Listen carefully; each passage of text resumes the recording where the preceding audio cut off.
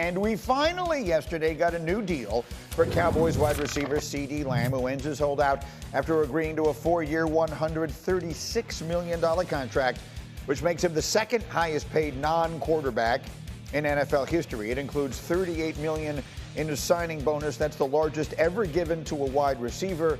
It includes a $100 million guarantee.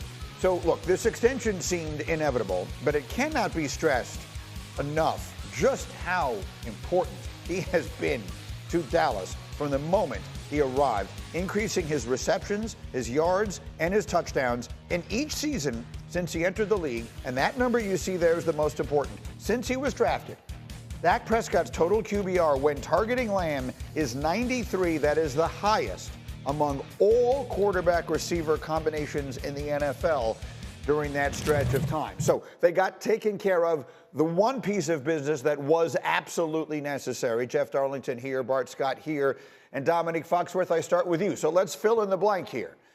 They've got CeeDee Lamb in place. With him now back in the fold, the Dallas Cowboys, as the season begins, are what?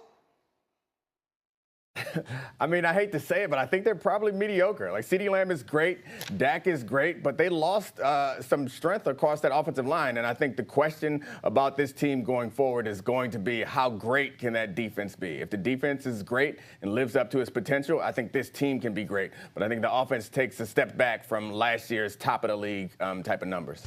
Well, look, there's a team that's been winning 12 games. Is this team going to win 12 games this year, Bart Scott? I think 11 or 12 is right where they're going to be. Listen, this still is a talented team. Now, with Deron Bland being injured, I know they wish they maybe had looked at signing Gilmore back, but, you know, this is a talented team top to bottom. You look at two of the best outside pass rushers. I think what they did with Zimmer moving to a 4-3, you won't be able to bully them anymore, going out and get Kendricks to play inside linebacker. But a sneaky signing, and people may say, oh, well, Carl Lawson hasn't lived up to his reputation ever since he went to the Jets. But what that allows them to do is to move Michael Parsons to middle linebacker, so now you have him playing his natural position at times when the game plan is to attack them at the second level. So the answer to your question is the Cowboys are a contender. You win 11 or 12 games, you are a contender. Yes. Jeff Darlington, is there any reason to believe that this will be the first of two big deals that get done before the season? We all know the quarterback is sitting there and watching and waiting. Is there any reason to think that's going to happen? There is very little reason to believe that will happen. The focus has been on CeeDee Lamb. So from that perspective, perhaps they can shift focus to Dak Prescott or Micah Parsons with a long-term deal. But we know about the nuance and the length it took to get this deal done with CeeDee. There is no suggestion, given the complications of Dak Prescott's situation, that they're going to get it done. Because quite frankly, he is exactly where any franchise quarterback wants to be, and that is on the cusp of free agency. I see no reason why he's going to take a deal from the Cowboys. The Cowboys are either going to have to overpay right now for him, or they're going to have to overpay in 5 months. Either way, I think that this deal does not get done until after the season. Fair enough. So the contract stuff is, for the most part, finished in Dallas. Thank goodness, because we've been talking about that forever. Now let's get to the interesting stuff. Jerry Jones went off. He has never been afraid to say things to the media, and in this particular case, he said things that I still find remarkable. So he gave an interview to DLLS. It was released yesterday, and it was, the conversation is about himself as the Cowboys general manager. I can only read you some of the words as you see, but he said, "I've done it all. So I have an inordinate amount of confidence that, bleep, if anyone can figure out how to get this stuff done, I can figure out how to get it done. I've been there every which way from Sunday, and I've busted my behind a bunch. And there's nobody living that's out cutting and out shooting that can't give you a bunch of times they busted their behind. So hell no, there's nobody that could bleep and come in here and do all the contracts and be a GM any better than I can. Plus, I'm where the buck stops. When it bleeps up, I got to cover it. And so there you can't give anybody enough. Can't give. There's nobody can do it." Again, that's Jerry Jones speaking ostensibly on the record about his history as the general manager and doing so as only he can. When we hear those words, Domonique Foxworth, what do you hear? I mean, it's emotional and it's a little sad, but it's not wrong. Like, it's hard to argue that he's not telling the truth. Like, in the last 3 years, they have one less win than the Chiefs and more wins than everyone else. You can go back to even the Romo era where they were competitive. We know that they've fallen short in the playoffs a number of times. That is worth being critical. But I'm sure that lots of teams would kill for the roster that the Cowboys have been able to consistently put together, which does fall in the lap of the general manager. So it's ridiculous to say no one could do it. There's obviously lots of general managers out there that could do it, but it's also kind of absurd to say that he hasn't done it well. Even though they haven't won a Super Bowl, he's done it well. We can look at all pros that they've drafted in recent years. They moved back to get Micah Parsons. That's impressive draft work. They got DaRon Bland last year who stood out and had 6 touchdowns on interceptions. Trayvon Diggs, CeeDee Lamb, Dak Prescott, Ezekiel Elliott. Like, Zeke's not the player he is now, but he was drafted by that team, by that general manager. And Tyron Smith, who's gone now, they're going to miss. Like, it's hard to argue with the results of the way that they've drafted and built that team. Something just jumped into my head.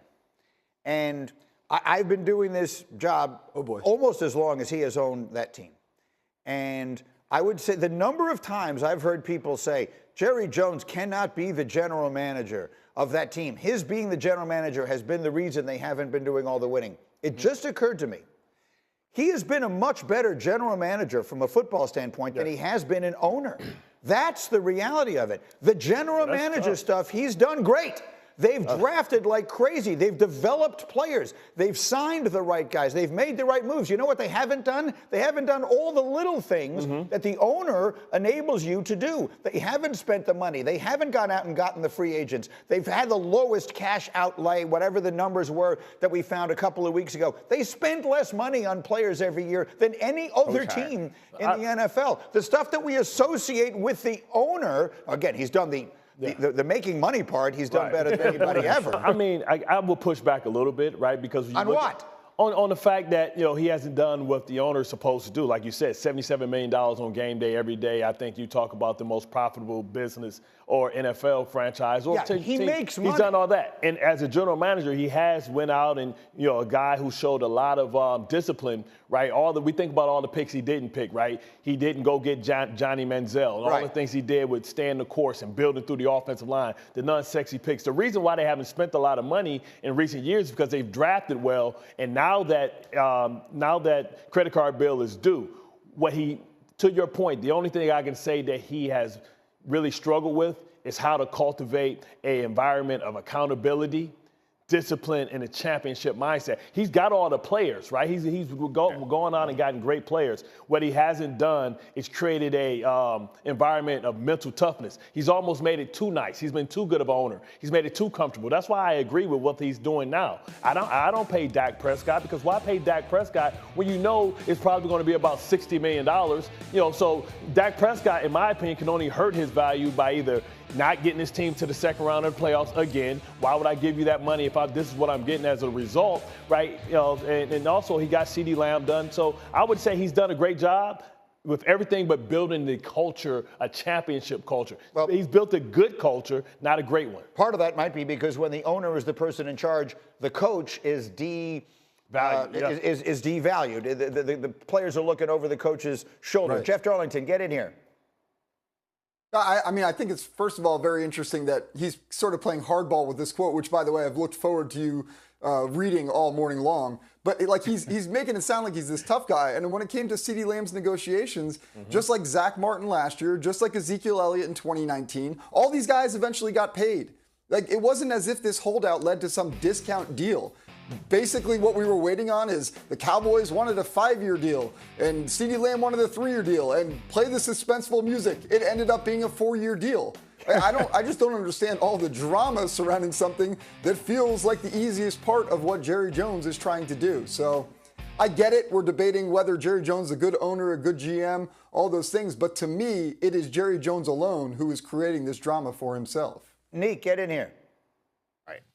Yeah, I think that's where you're right, Greeny, is that him as an owner, I think he does prioritize making this team newsworthy and making this team more relevant. And I don't think it's coincidence that they have these contract negotiations. I do think that's a part of him making sure that this team is in the conversation at all times. And that's him prioritizing different things as an owner and as a GM. And where you could also be critical of the decisions that he makes as an owner is about hiring coaches. The GMs aren't often the ones who hire the coaches. In some situations, they are. But in most situations, that's a decision made by the coaches. And that's where you could be critical of him, of the people that he's decided to hire and how long he's decided to stick with those people, despite the fact that they've fallen short in big moments. So I think, Greeny, you're on to something with us saying he's a good GM, but not necessarily is he a great owner when it comes to putting his organization the best chance to win a championship. Let me make it clear. He's in the Hall of Fame as an owner, and he deserves to be. The business acumen is unquestioned. The marketing acumen is unquestioned. He's a genius, and he absolutely deserves everything that has come his way. None of this is meant to disrespect that.